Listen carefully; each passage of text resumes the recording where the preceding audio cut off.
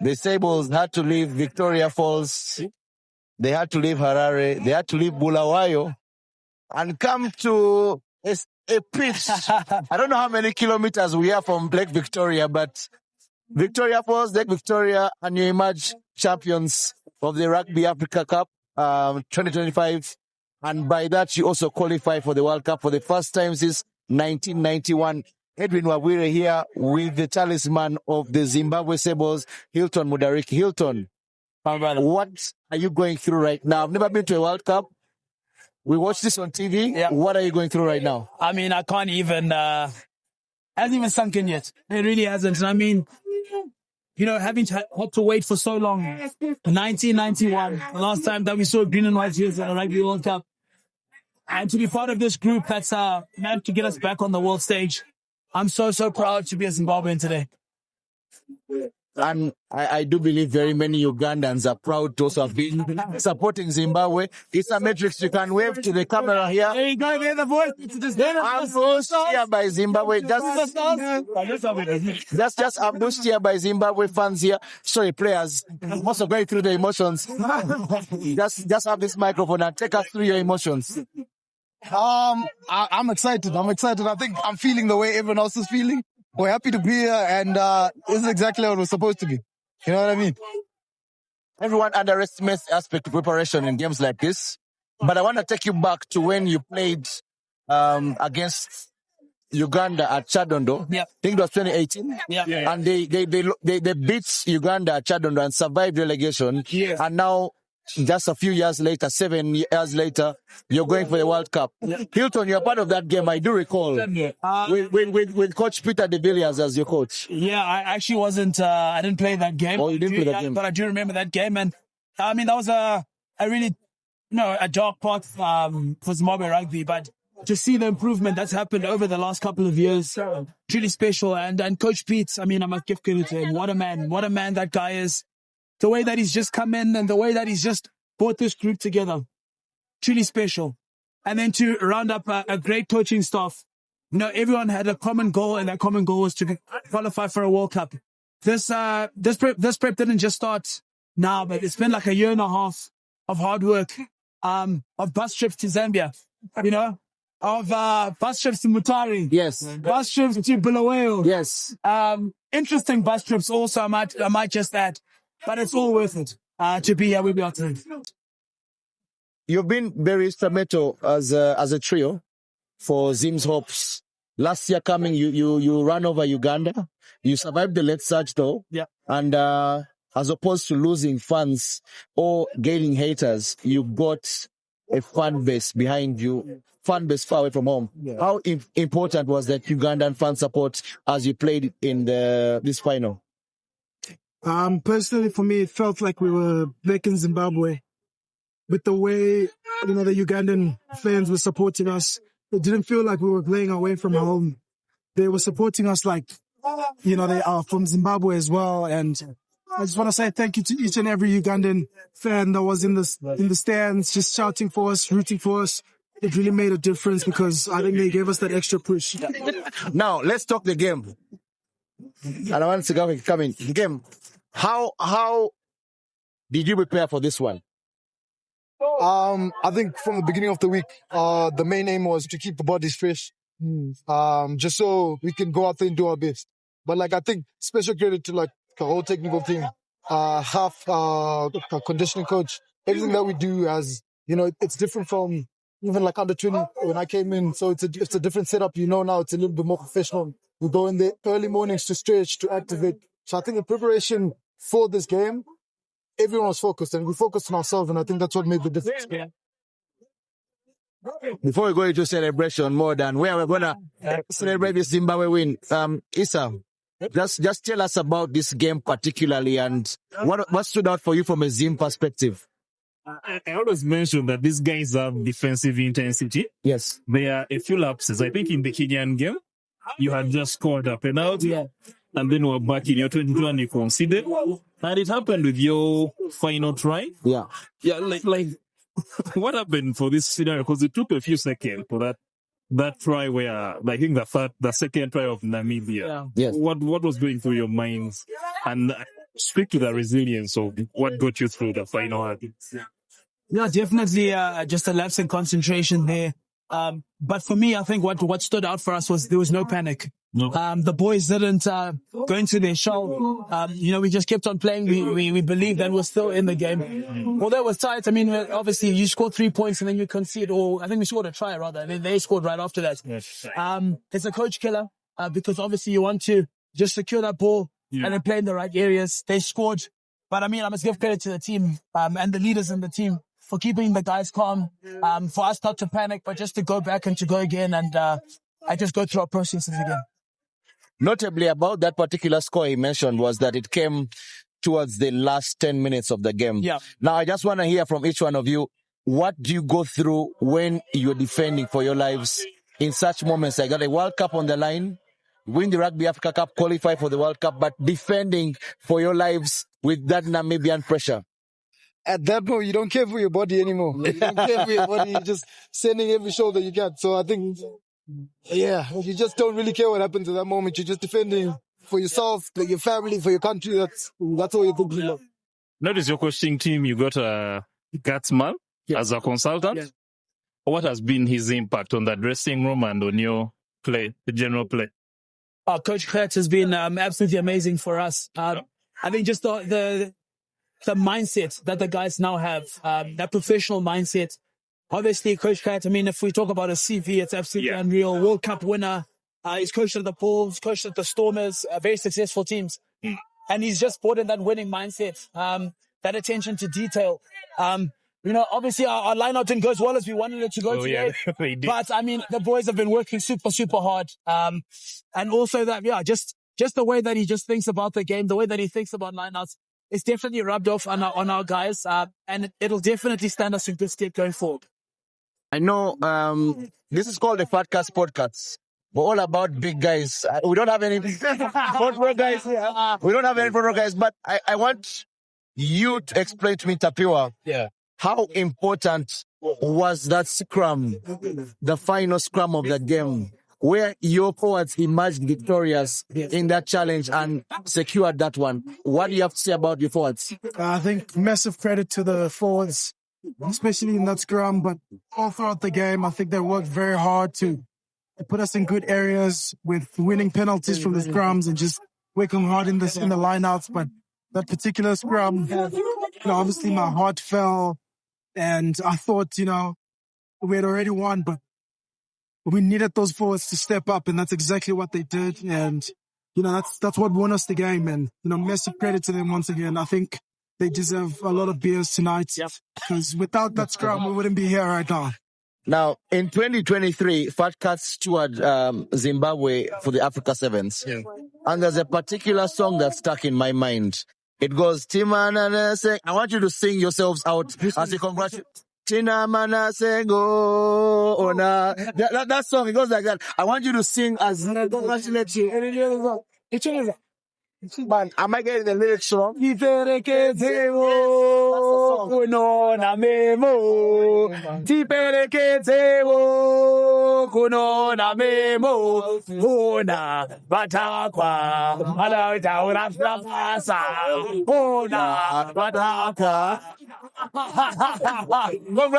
Zimbabwe. Well done. We look forward to seeing you in the after party. Don't leave.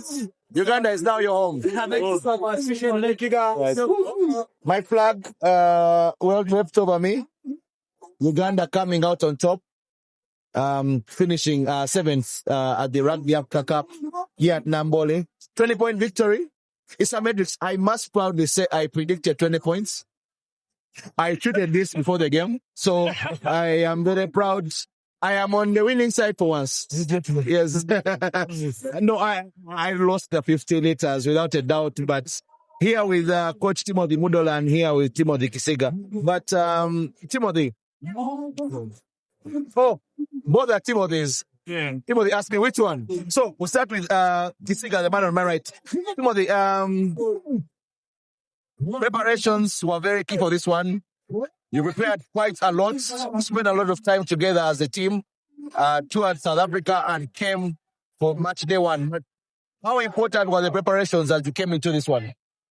Preparations were good. I think today we didn't lose a line out. Yeah. Actually, it's one of those things that don't usually happen. Usually line outs are the things that really give us a lot of trouble. But preparation was good. It's just that these kinds of games, it's one shot. So if you don't get it right on the day, it's hard. And yet you have to really go into it. But yeah, very good preparations, very good team. We improved. I think we played better than we played last year. Just probably won a game more than last year. But yeah. Yeah, and starting with the big one, number 4 versus number 5, Uganda versus Kenya. How important was that game for Uganda, notwithstanding the defeat, but in the grand scheme of things, taking into account the rivalry, as well as what was at stake? It was a very big game. The Kenyans know us much as we know them. So one thing we really talked about was starting well. I think we really started well. We just didn't capitalize on all the chances we created. Yeah. But I think we did quite well. We turned up on the maul. We defended their maul. But yeah, it really just wasn't our day. But yeah, we were building something. If we can just keep it tight, keep it consistent, we'll get there. Now to Timothy 1, the African champion. Yes, that one. Yes. Now, Timothy, obviously, a long Africa Cup preparation and journey comes to an end. Today, Uganda finishing 7th. But what are your key takeaways as a coach from the preparations you made as you came into this tournament? I think, thank you, Ruben. Thanks, Fatkada. Sorry, Edwin. Lots of takeaways from our preparations. First of all, tougher games than we played last year, this year. So I believe those games that, in a way, we need to prepare a little earlier. Those games could have drained the boys a bit. They were good, but there was a little bit of draining. And one thing we need to take away is we need to start early. Personally, I've been telling whoever I meet in Union, if we could start September this year and be intentional about our goals, what we want. But lots of takeaways, good effort from the boys. Unfortunate with some of the losses, but at least we remain in 1A. Yeah. And as a coach, seeing the games we have played, obviously acknowledging the tougher opposition we have faced, where does this leave Ugandan rugby, considering we finished 5th last year and now we struggled to get to 7th place this year and survived the relegation to Tier 1B? What does that leave Ugandan rugby at whole before we go into the details of this particular game? I think, for one, it shows we need to get an identity for one. How do we want to play? And we need to be intentional on our goals. It has been a real wake-up call. I think in a way we are used to, okay, when we've missed the first game, it will be obvious for the 5th. But this was a proper wake-up call to show it's not obvious. And we need to be in the top 4, top 3. But it takes a lot of work. And that's one of the biggest takeaways we are getting from this. Yeah, it's a matrix here with the 2 Timothys. The 2 Timothys. One on the wing, one in the coaching dockets. What key stats from a Ugandan perspective stood out for you? Especially we've had lots of discussions about set pieces, the lineouts, the scrums, as well as also how we attack and how we defend. First of all, he mentioned they didn't lose a line out. So anyway, I watched the game up half time. Yes. And a different person has handled the stats for that we shall compile later. But to me, it was about the win. Yeah. We badly wanted the win. Personally, I didn't, even if we got it in the dirty way, as we got the win. Got the win. But in terms of starting, I think this was better than the Morocco start. Yeah. The Morocco start was it was our worst start. The Kenya start was better. We just didn't get points. Yeah. For this one, we conceded, but we recovered well. That thing we talked about on last Saturday. Yeah. Recovering well is important, and I believe we are getting there. the scrums as a bit concerned. Yeah. The solid guys, I mean, didn't start. Yes. But my observation for this tournament, when it comes to the front row, it does not matter who starts. The challenge comes when the front row guys are replaced. It's happened in several games. I mentioned it when Aranos was substituted, when I think Santos was substituted, but this guy is handled well at the beginning. Yeah, so I believe we've handled better. Maybe the one thing I wanted to inquire with these guys, their observation of how the other teams, because the other teams are way more professionals than us. Yeah. Our guys are normally more locally based players, especially for us and the Kenyans. What their observation was in terms of the gameplay that they've encountered here and what they encounter in club, because I believe that in a way has affected us. So I need to hear from them their take on that difference on how the other teams approach compared to how the clubs here approach the game. Yeah. Okay, now Timothy K. As you bid farewell to this Rugby Africa tournament, what key lessons have you learnt, and what do you think needs to be done going forward so that we can get back to the top heights of Ugandan rugby? Very good question. I think from what I think we need to play more games, because every year we play. For example, we play three high stake games, and you don't get a chance to get into it. Yeah. I think you've seen the team was changing a lot. Yeah. At 10, at the back row, you get. Yeah. That's what playing more games does for a team. I always give an example of South Africa. South Africa are the world champions. They won in 2023. But between their win of the 2023 World Cup and the first game of the 2027 World Cup, they would have played 50 games. So they play 13. They play 13 2024 after World Cup. They play 13 2025. They play 13 2026. That's 39. In the World Cup here, they play like 10. That's 46 games. Yeah. So by the time they're playing a high-stake game in the World Cup, there's nothing that is like the coach is sure of what is. Sure, very many guys would say, this coach maybe they know the players, but it's not his fault. It's not the fault of his own. It's the cards we are dealt. We need to play as many low pressure games so that as we build for the high pressure games, as preparation. We can't be training 7 months and play 2 games at the end of the 7 months. We train a few weeks, play a game. Train a few weeks, play a game. By the time you reach the tail end and the business end of the campaign, I think that's the difference. It's not, I see guys talking about players, there's no shortcut. There's no shortcut to preparation. You have to prepare well to be able to get the goods. That's it for me. Now, Timothy M, where S&C is very integral in this, how important is it for you as a coaching team to prepare and build? What lessons have you learned, especially in terms of what Timothy has said, in terms of starting early, similar to what you said about starting in September this year? How important is that to put us in a position where we can actually compete? Thank you. Very, very crucial. Like I said, start early and start with the hypertrophy. That's game mass you've seen in the tournament. Every year practically we are the smallest. Yeah. Pretty strong, but smallest, and size really has to play bit.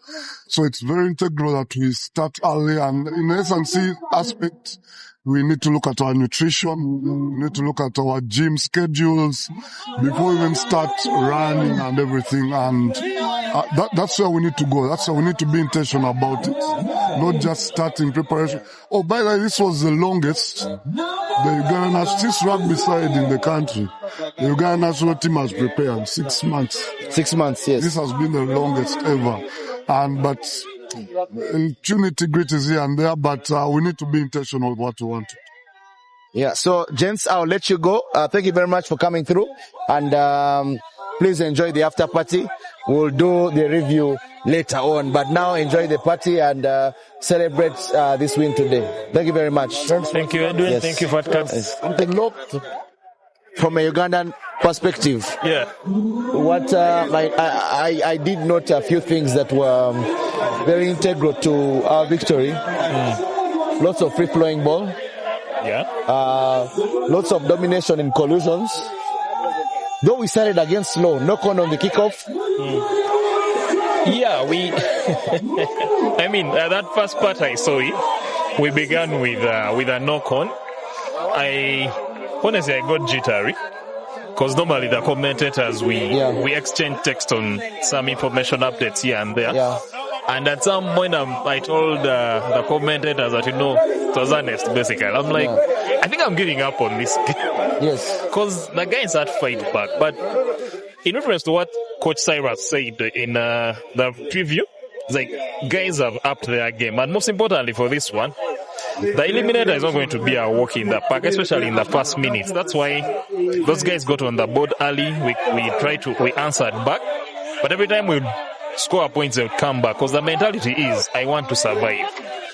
I want to survive. That's the mentality. There's something I've noticed with Phillips kicking.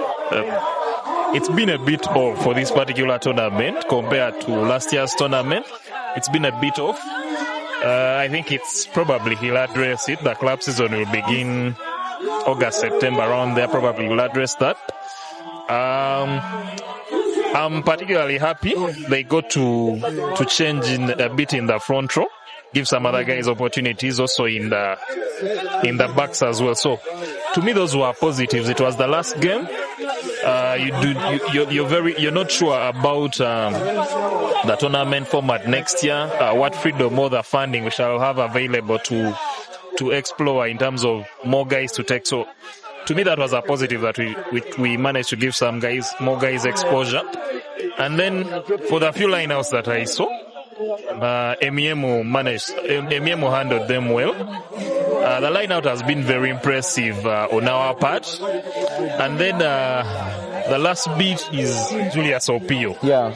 I remember in the preview for this final, the Namibia-Zimbabwe game, the guy I wanted to concentrate on was Simba Siraha versus Johan Retif. Because the work ethic of Simba Siraha sort of Julius Opio reminds me of that guy. Siraha might end the game with about 2 carries. That's what he normally does. 2 carries, 3 carries, but the racking, the tackling, and Julius Opio, and also the lineouts. Julius Opio has done well on the lineouts. He has been very active in the tackling. Admittedly, amongst the guys who started all the games, actually even overall, he's been one of our best players. So there is the experience of Uhuru, you'd say, most people thought would miss it. Of course, maybe with the leadership and so on. But I believe Opio has handled himself well, and he has stood out for me in this tournament on the Ugandan team. Yeah. Okay, that's very good to hear. And considering what the coach has said, that 6 months has been the longest time in the national team history that they have spent in terms of preparation. Yeah. And where we are is respect to funding, how important that is going to be going into the next campaigns is very, very important. But I want to touch one thing. Yeah. The sevens circuits and the implications of Uganda's 15th program. Yeah. At one point, I think I did do a thread, I think as a prophet, very early. 2017, I did make a thread about Ugandan rugby, and I talked about the players who have played both codes. I think I highlighted Sebuliba, Wokorach, Philip, and Michael. as well as Pius Ogena at the time. Yeah, at that time. And the focus was, how do we get these guys to participate in both codes? And my emphasis then was both. Now, with the sevens program technically being dealt a bad hand without failure to win the Africa Cup, meaning we don't play the Challenger Series next year. Yeah. How important is that decision, especially when it comes to going ahead with the progress of the 15th program? How important is that? We talked about Zimbabwe, and you heard their comments. Hilton did not play the Uganda game against Zimbabwe at the time in 2018, I think. Yeah. But he was part of that team. So how important is that silver, no, I won't call it silver lining, but that elimination from 15th to that elimination from 15th for sevens. For sevens. To me, I think it's the impact of it all. To me, sevens there are two things I find important about it. It's the fitness and conditioning, and then the international exposure. It's not exactly 15s, but it was a shortcut for us to get the international exposure we so desire.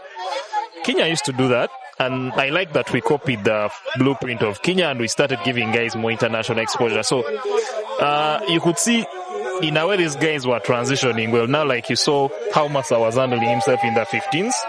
He debuted, which is very difficult in a test game. You're playing against Kenya. The demand of making it to the next round, but he handled himself well. Aturinda has mostly handled himself well. So I think there's going to be a bit of a gap.